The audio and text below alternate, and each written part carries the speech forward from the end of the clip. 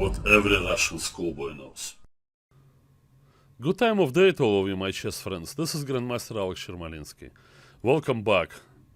What every Russian schoolboy knows. Happy New Year, 2016. I'm starting a new series of videos. I'm gonna go back to the basics and talk about the endgame again. Now, this time we're gonna be talking about the battles between bishop and knight. There's two pieces that are sort of similar in its value, or the different in the way they move and interact, and it's a fascinating subject.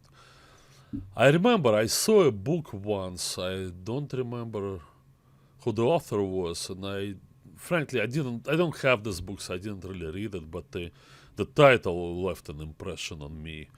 It was called Bishop versus Knight, The Verdict. The verdict. I'm not going to be able to announce any verdicts. Just all I can do is just to show you some examples from practical games, as I usually do. And well, hopefully we can learn something and pick up some useful skills. Alright, we start with this one, an old game of mine. I played years ago back in the Soviet Union in a team competition, the USSR Spartakiad, representing my old town of Leningrad. In a match against Uzbekistan, and my opponent was Grandmaster Sergei Zagrebelny. Now, what do you have here? Classic case, right? All pawns on the same side of the board, and of course you say, alright, now knight's gonna outplay the bishop. Yeah, well, you'll see that white is winning in this position, of course, that's true. But is it really because knight is better than a bishop? Maybe it's because white has some advantages. What about the extra pawn and the fact that he can bring the king to d5? As a matter of fact, if we imagine that black somehow had his king on e6, then I'm not quite sure this position is a win for white.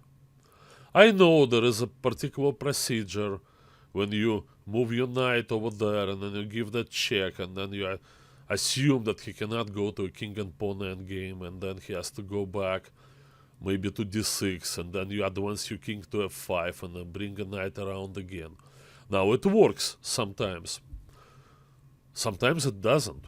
Well, I remember that classical example was one of the Karpov-Kasparov endgames from the first match in 1984. Karpov won it. It was a brilliant example, of course. Analyzed by many, but there were some positions where we've actually restricted to same side of the board, and the defender Kasparov didn't have any passed pawns and material advantage and all that, yet, you know, that wasn't easy to win. But here, okay, white goes king d5. Now it's over, right? What is there to talk about? Knight d7 check, and then grab the pawn.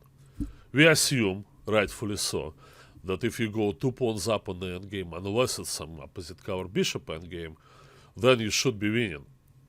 Well, there are some exceptions, and we should look carefully and not to rush in judgment, because there may be some things that are not visible yet, and they just there beneath the surface.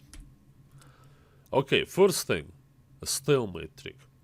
Now, if black tries to set it up immediately by playing his bishop to e3, then white gives us check, king a5, take the pawn, takes. Now, look out. King takes c5, obviously stalemates. Yeah, remember this, it's from a king and pawn endgame. Grandmaster Taimanov. Imagine this position with no... So if the black king was on b6, right? And no minor pieces, just king and pawn endgame. And no pawn on a3. And it seemed like black and zugzwang, and then he plays this